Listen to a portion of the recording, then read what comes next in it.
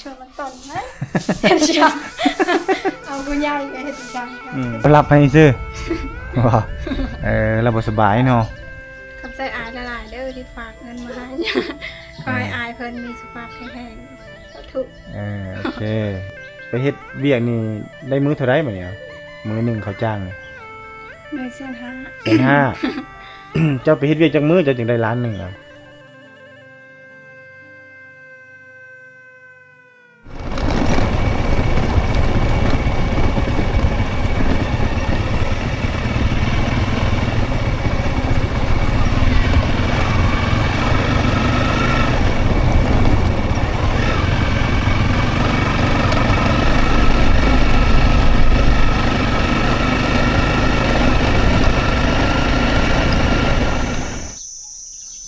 บรรยากาศค่อยค่ำลงแรงพี่น้องที่หมู่บ้านวังเงือกบ้านใหม่วังเงือกพี่น้องกราบทักทายสวัสดีท่านผู้ชมที่เข้ามาติดตามรับชมรายการทั้ง2 วีลาวของบ่าวตุกธรรมชมเนาะหลังจากที่บ่าวตุกเดินทางเข้าไปงานแต่งของน้องสาวที่บ้านสะบอเนาะหลังจากเสร็จภารกิจตัวนั้นปุ๊บตอนนี้บ่าวตุกก็เดินทางมาตามคำมั่นสัญญาเนาะของ FC ให้บ่าวตุกเดินทางมาที่เฮือนนี่แหละถ้ามาคืนนี้ก็ต้องแวะมาหาเงินน้องสาวเพิ่นก็คือเงินน้องอลิศพี่น้องเนาะมาหอนเงินน้องสาวเพิ่นแล้วเนาะในบรรยากาศตอน2 โมงแรงเนาะหรือว่า14 นาฬิกาโอ้สบายดีพ่อสบายดีเลยโอ้กำลังเฮ็ดอีช่างนี่คนผ้าเสียยามืออื่นเลยโอ้สิไปเสียหญ้ามันคนมือเช้าไปเช้ามันแดดเลยไปเสียหญ้าหยังเสียหญ้ามันต้นเสียยามันต้นไฮนี่แหละคือจากจ้อยๆเนาะเดี๋ยวนี้เนาะจ้อยคือจากจ้อยๆจากเหลืองๆบ่สบายบ่สบายเลยบ่สบายโดนแล้วบ่โดนเติมเนาะเติมเลยนี่พี่น้องนี่คือพ่อของน้องอลิศเพิ่นกำลังฝนพ้าเนาะฝนเสียมเกียมสิลงไปเฮ็ดสวนมื้ออื่นเนาะมื้อสิไปสวนฝนตกดีอยู่บ่ทางพี่บ่ได้ตกเลยลูกมื้อตกเลยเนาะแดดคู่มึงนี่แหละมีแต่แดดกับแดดเนาะเฮ็ดได้สิได้กินข้าวกินน้ำแบบนี้จักแล้วเป็นแบบนี้เนาะลูกสาวไปใช้ลูกสาวในเฮือนเนี่ยก็มาในเฮือนเนาะหาก็มาปลูกมันต้นแม่เด้แม่ก็มาแหละไปลิ้นเนาะมาแล้วไปรู้ได้เนาะหาเลาะลิ้นพี่น้องไงอ้าวเบิ่งไปหาเบิ่งอลิศก่อนอลิศอยู่ไสอลิศนี่โอ้มาก็เฮ็ดเวียกแล้วเนาะปัดเฮือนกวดซ่านพี่น้องเอ้ยนี่กำลังปัดเฮือนปัดซ่านเลยสบายดีสวัสดีมาแต่ไสนี่มาปลูกมันสวนมันเนาะโอ้ไปปลูกมันบ่ใกล้สิแล้วหรือบ่ยังเนาะมันยังเฮือนมันก็อยากลั่นนี่มันอยากลั่นแอดโอ้โดนแล้วได้บ่เห็นอลิศอันนั้นนี่บ่เห็นทรายยังนี่ชายปลูกน้ำกำลังปลูกน้ำบ่เดี๋ยวนี้โอ้มันบ่รุดบ่นี่ไม่ต้องตำมันตำเลยได้เมื่อกี้นี่เอาเสียบนี่ก็ได้เสร็จหาเมื่อคืนคือว่าอ่านบ่ตอบเลยถามว่าอยู่ไสป่ะอยู่เฮือนบ่มื้อไปไสบ่ตอบอ้ายเลยยังได้บ่ตอบเลยฮะยังได้บ่อยากตอบบ่อ๋อเป็นช่างขาเปียกอย่าว่าได้ขาเปียกอีกคุณเป็นนั่นคือฟ้าวแท้เดี๋ยวนี้ปัดเฮือนคือฟ้าวแท้คุณอาบน้ำอาบได้หรือบ่อาบได้เนาะย่างหรือบ่โอ้ขนาดบ่อาบก็ยังงามพี่น้องเบิ่งเนาะขนาดบ่อาบก็งามพี่น้องน้องอลิศขวัญใจหนุ่มไทยน้องมื้อนี้บรรทุกได้เดินทางมาแต่บ้านนี่พุ่นแหละว่าสิมาหาน้องแต่บ้านนี่แต่ว่ามาหกค่ำก็เลยโจ๊ะก่อนพี่น้องมื้อนี้แหละช่วงเช้าติดต่อน้องเพิ่นบ่ได้ละฮู้อยู่แล้วว่าน้องเพิ่นต้องบ่อยู่เฮือนต้องไปเฮ็ดเวียกไปดองเจ้าแล้วมาสะบอเด้ดองเพิ่นนางเสาฮู้บ่ฮู้บ่เจ้าคือฮู้เป็นน้องเป็นหยังเป็นดองเป็นญาติเป็นญาติกันสมโพธิ์เราจะงามคือกันเนาะนี่ใช่ของเบิ่งหูเราแม่นบ่นางดองเล่านะดองนางเสานะแม่นบ่แม่นเนาะดองผู้นี้แหละข อยว่าเจ้าคือเอาผัวแต่น้อยแท้16 ปีเนี่ยเอาผัวแล้วนี่เห็นบ่เห็นบ่นางสาวคอยไปถ่ายเทื่อเดียวซื่อๆเลยเอาผัวปะเลยเอาผัวก่อนละเพราะว่าแม่เราเสียเนาะแม่เราเสียแล้วก็คือลูกเกิดมากับมีผู้เลี้ยงบรรณสาวไปเลี้ยงเสียดายเนาะกำลังเป็นสาวก็เอาผัวไว้เพิ่นเนาะ มันบางกล้วยนั่นน่ะ เอาใครบ้านปะกล้วยนี่เล็กน้อยซ้ำกันนั่นแหละเขาเอาเล็กน้อยนะเอามากก็เฮ็ดอีสังเฮ็ดสวนมันต้น เฮ็ดชวนมันต้นนะเฮ็ดช่างเอาผู้ใหญ่ก็เฮ็ดช่างเฮ็ดเนี่ย เอาเฮ็ดได้ซะเขาแต่งเพลงได้เขาโด่งได้ เออ 50 ล้านทอกก่อน25 ล้านแล้วก็หมูตัวหนึงอยู่ในนั้นกินมื้อนี้นะมือขอนี่ขอเมื่อซื่อๆปีหน้าพุ่นแต่งปีนี้มีแต่ขอไว้ มีแต่ปง ตู้ เงิน บ่ ฮะ ตู้บ่ ตู้ฮะบ่มีอยากไปบ่เขาแต่งเมื่อปะกล้วยแล้วปะกล้วยพุ่นมีตู้นั่น บ่เบิ่งจะมาจะสร้าง อย่าเบิ่งเจ้าบ่าวโอ้บ่ได้ท่ายเจ้าบ่าวนั่นคนจะจ้อยสูงๆเจ้าบ่าวนั่นมีหมู่เจ้าบ่าวนั่นโลนะหมู่เจ้าบ่าวโลได้หมู่เจ้าบ่าวสูงๆแล้วก็ดัดฟันยิ้มแล้วเนาะ ว่าผู้บ่าวโลแล้วยิ้มโลดอลิศเนี่ยทำไมไฟนอนคดอยู่นี่มิกบ่มิกเอ้ยบ่ได้ไปโรงเรียนบ่ฮะบ่ได้ไปโรงเรียนเกียมเสียงเลยเนาะเกียมสอบเสียงแล้วเนาะน้องมิกเนาะ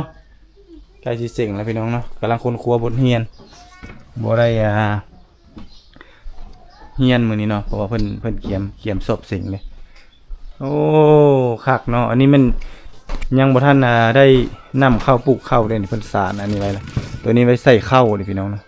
ใส่ข้าวเวลาเพิ่นสิซักให้ซักข้าวแล้วเพิ่นสิเอาตัวนี้ล่ะนี่ อันนี้บ่เฮ็ดตะเกียงนะแม่นบ่ลูกอีสักนี่เขาเอิ้นนี่บอมบี้โอ้สมบูรณ์เบ็ดเนาะเจ้าม้างเอาบ่พ่อ มาเอาเลย โอ้เก่งเนาะเจ้าก็เนาะ แล้วเข้าเลยมาเอาเข้า ขักโดยหายากเด้อนี่เด้อ อันเนี้ย นี่พี่น้องลูกบอมบี้เนาะอาวุธสมัยสงครามตัวนี้ได้อันยังมันนี่ นั่นแหละ อันนี้ ทางละบ้านใส่ละบ้านเลย โอ้ทางใส่น้ำมันแต่ไม่กล้าพุ่นเลยเนาะ ทางนาการเลย โอ้เอามาประดิษฐ์ มันกระสุนเลย โหอันนี้ลูกบอมบี้พี่น้องเนาะเอามาผลิตให้เป็นเครื่องไซส์ซอยก็ได้ขักหลายจะดูเหรอวะกินข้าวแล้วป่ะ ตามอ้ายก่อน ฮะ จะเร็ว กินข้าวกับหยัง กินกับเฮ็ด กินกับเฮ็ดโอ้ได้เฮ็ดบอกไปให้ได้เฮ็ดบ่เฮ็ดหยัง ได้แล้วนึง โอ้เฮ็ดอีสังเฮ็ดขาวโอ้ได้เฮ็ดขาวพี่น้องนี่นางมิกบ่ได้ไปโรงเรียนมิกเนาะใกล้สิเสร็จแล้วเนาะโอ้ยฮ้อนแก้เสื้อบ่ได้ไปจากมือแล้วไปอันนะปลูกมัน มือเดียว ไปมือหากับไปมื้อนี้แต่ละมื้อไปใส่ซั่นน่ะปลูกข้าวแล้วบ่ ยัง ยังบ่เอาเห็น หลายชั้นโพดจนอยากเป็นวินใส่เสื้อหลายชั้น เข้าโอ้เกียมสิปลูกข้าวแล้วเนาะบัดนี้เนาะเดือนได้ปลูกข้าวนะ รุ่นนี้แหละ เดี๋ยวนี้แหละโอ้ถ้าฝนตกก็เนาะพอเนาะคันฝนตกแล้วแม่นน่ะ แข้งบริษัทอะไร ซักมันก็ตายเนาะมันร้อนเนาะมันร้อนเข้าตายพี่น้องนี่พี่น้องมาฮอดเฮือนน้องอลิศเรียบร้อยแล้วพอดีน้องสาวเพิ่นกับบ่ตุกมารอบนึงเลยได้มาเทื่อนึงแล้วพ่อเจ้าได้บอกอยู่บ่วายมารอบนึงบอกเนาะให้มาแล้วบ่เห็นเจ้าฮู้อยู่แล้วว่าสิบ่เห็นยันเจ้าอันไปเวียวันนี้ก็เดินทางมาอีกพี่น้องมิกมาพี่นะมิกเอ้ยว่ามึงอ้ายเป็นวัดนี่อ้าวโอ้ยฮ้อนเอาพี่น้องไอ้พุ่นเบิ่งพ่อเพิ่นกำลังรับมีดรับพาเกี่ยมสิไปอันนั้นมื้ออื่นเนาะคือสิไปเสียหญ้ามื้อไปเสียหญ้าอีกบ่หรือว่ามีแต่พ่อไป พ่อบ่ได้ไปมีแต่เรารับให้ซื่อ ว่าเราบ่สบายเนาะบ่สบายเลยบ่ได้ไปพี่น้องเลย อ้ายเมื่อกับบริโดดนี่เนาะอ้ายหากับเมื่อบางหนึ่งเนาะแล้วก็ไม่ประมาณฮอดบ่2 อาทิตย์ฮอดเนาะ ฮอด ประมาณ2 อาทิตย์แล้วก็กลับมาหาน้องอลิศคือเก่าพี่น้องเนาะมื้ออื่นก็สิได้เดินทางขึ้นเหนือเอารถทีบเอารถทีบใส่หลังรถได้เป็นคันมาเอารถทีบใหญ่ตัวนี้ป้าเฮือนจันทา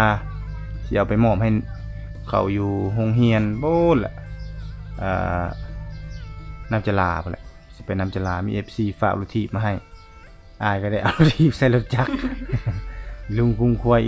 ยไปเนาะก็มี FC จากประเทศไทยเจ้าเก่าเจ้าเดิมเราแซดมาอยู่บ่เราทักหาอยู่บ่ผู้ใส่แว่น แต่ว่าเขาไปเวียกเขา โอ้เราโทนบ่เราอยู่เฮ็ดเวียกอยู่ลาวอยู่เมืองหงสาอยู่สระบุรีพุ่นแหละโรงงานนั่นพลังงานไฟฟ้าอีหยังบ่ทานหินแม่หยังแหละเราฝากเรานั้นมาตลอดเนาะสุดนี้เราก็เลยฝากมาให้ก็เลยว่าได้เล่นเอาเงินมาให้มีเงินก็ครบอยู่บ่นับมึงดูนั่งดีๆนั่งงามนับมึงดู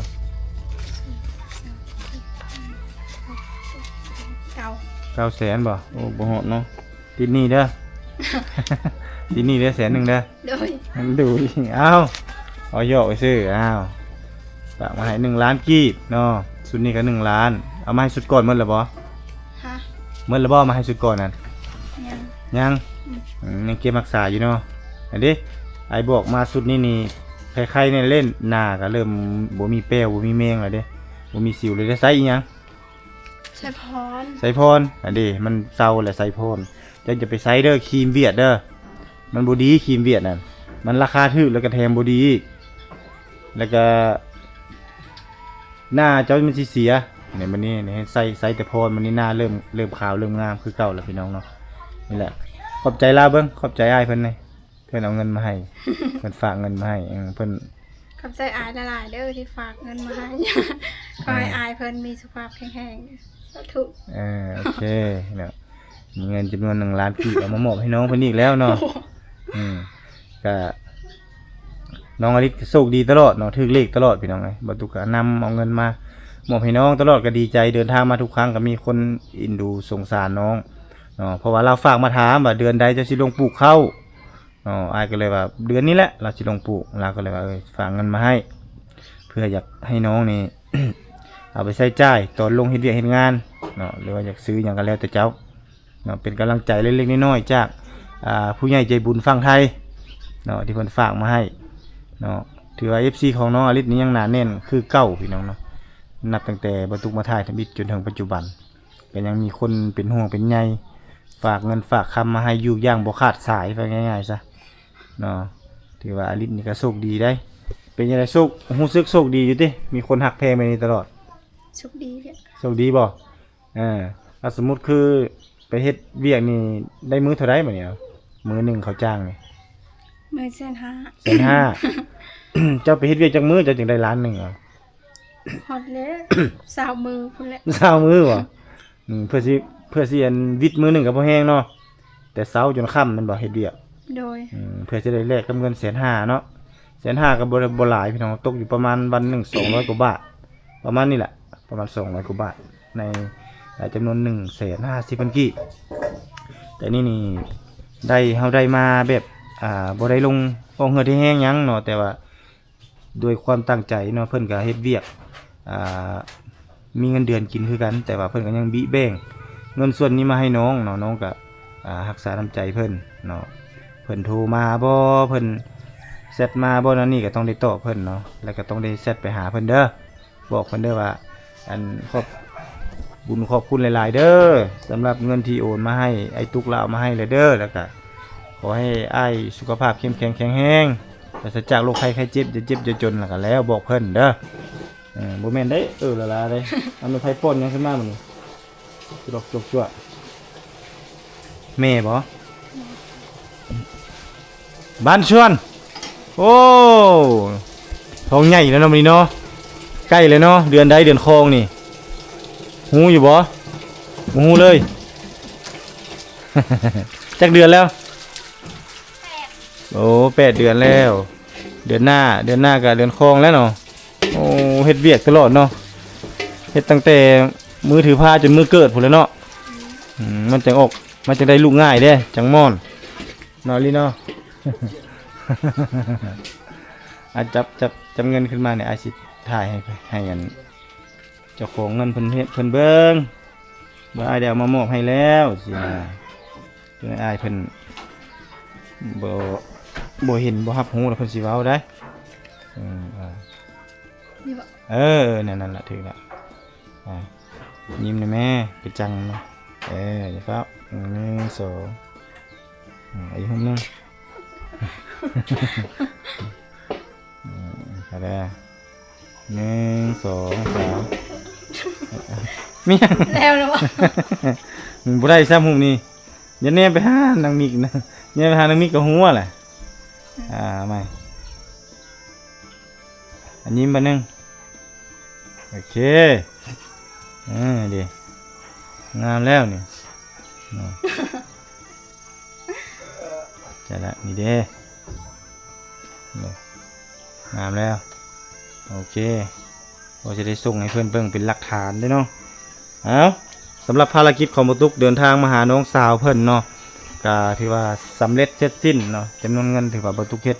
เสร็จสิ้นภารกิจแล้วเนาะเอาเงินมามอบให้น้องเพิ่นแล้วเด้อบัดนี้เนาะก็บ่มีหยังหลายได้มาถ่ายทอดวิถีชีวิตของน้องเพิ่นเนาะยามฤดูกาลนี้ก็ถือว่าน้องเพิ่นนี่ไปเสียหญ้ามันเนาะแล้วก็ไปปลูกมันนำเนาะปลูกมันแล้วก็หั่นมื้อใดฝนตกติดต่อกันมื้อ2มื้อ3มื้อก็ไปนำข้าวปลูกข้าวอีกแม่นบ่ไปปลูกข้าวนี่ไปแต่ครอบครัวเจ้าบ่หรือว่าเฮาไปช่วยคนอื่นก่อนไปเอาแฮงก่อนไปเอาแฮงก่อนไปหาเอาแฮงคนก่อนเนาะแล้วเราไปลงเฮ็ดของเฮาบาทเดียวเลยแสดงว่าประมาณจะคนสมมุติว่าเฮาไปเอาคนมาเฮ็ดของเฮาเอาเฮาไปเลยมื้อได้หลายคนเนาะ50คน30โอ้คันประมาณ30-50คนนี่ดนบ่จังแล้วบ่โดนมือเดียวเลยมือเดียวแล้วป่ะแล้วมือเดียวถือว่าสำเร็จเนาะถือว่าเร็วไวเติบได้พี่น้องคันมือเดียวนี่เนาะพี่น้องเนาะกับบุมียังหลายกับสำหรับคลิปดูนี่กับบรรทุกนี่แหละจุดประสงค์หลักๆเอาเงินมามอบเนาะให้น้องเพิ่นแล้วก็เดินทางมาลิ้นเนาะมาเยี่ยมมายามน้องเพิ่นเนาะฮอดเงินฮอดซานเนาะเพิ่นก็สิได้ลงสู่ฤดูกาลปลูกข้าวมือปลูกข้าวแล้วบอกไอ้เทื่อนึงเด้อไอสิมาเนาะบ่แม่นได้ว่าเฮ็ดมือแล้วมือนี่โทรบอกก็บ่เอาได้ต้องโทรบอกเนิ่นๆได้สมมุติว่าต้องโทรบอกประมาณจัก 2-3 มื้อ 4-5 มื้อพุ่นแหละเนาะสมมุติว่าเฮาสิปลูกประมาณอีก3 มื้อ 4 มื้อแล้วบอกอ้ายไอ้ตุ๊กเอ้ยเฮาสิลงปลูกข้าวเด้อมื้อนั้นมื้อนี้จะว่างบ่จะว่างละมาเด้อสิเด้อเว้าลีเด้บ่แม่นฮอดมื้อแล้วบ่บอกเด้เห็นบ่บอกบอกบอกแล้วก็บ่บอกเนาะต้องบอกเด้ยินบ่พ่อมื้อใดสิบอกสิปลูกข้าวเลยให้อลิศโทรหาเฮาเด้อมื้อใดสินำข้าวปลูกข้าวนะสิซักข้าวให้นั่นหลายๆคนน่ะค่อยยังมาถ่ายมื้อนั่นแหละคือปีค่อยไปปีนั่นน่ะปีที่เจ้าปลูกข้าวนั่นเอาแห้งเอาแห้งละลายเลยมื้อเจ้าไปเอาแห้งแล้วก็ไปเอาแห้งได้หลายๆแล้วมื้อใดเจ้าสิเฮ็ดแหละฮะเจ้าบอกลูกสาวเจ้ายันบ่ชื่อเด้เพราะว่าบอกไอ้ตุ๊กอีกเติมไอ้ตุ๊กสิมาถ่ายคลิปไว้เนาะโอเคพี่น้องกับบ่มีหยังหลายพบกันใหม่คลิปหน้าสำหรับคลิปนี้บ่ตุ๊กแล้วก็น้องอลิศขอลาท่านผู้ชมไปก่อนนะสบายดีอลิศบายนะแม่ยิ้มนะแม่